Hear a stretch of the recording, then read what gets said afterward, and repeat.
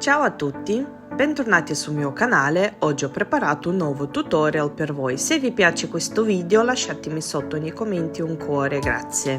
In questo video vi voglio mostrare come creo un 3D design usando un stampo in silicone. Prima di iniziare passo con il cleaner sopra il stampo di silicone per pulirlo bene. Per realizzare questo tipo di design mi serve un prodotto elastico, quindi ho deciso di usare gel color semipermanente dalla marca Macchiar. Riempio la lettera che mi serve con gel color e non lo polimerizzo in lampada. Con un pezzo di cotone imbevuto in cleaner pulisco il residuo che viene un pochino fuori, dopo quale polimerizzo in lampada. Uso la pinzetta per tirare fuori la lettera con delicatezza.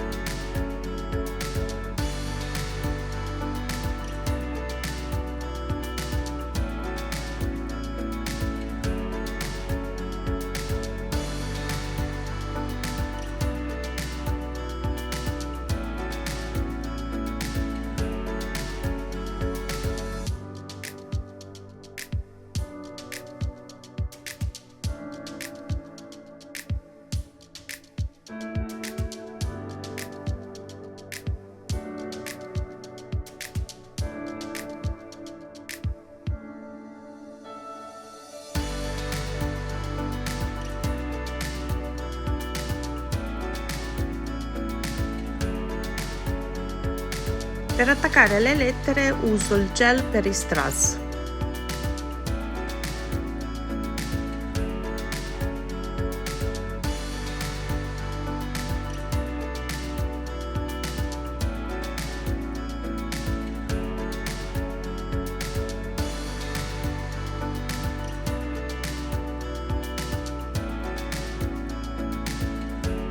Copro il design sopra con un altro strato di colore.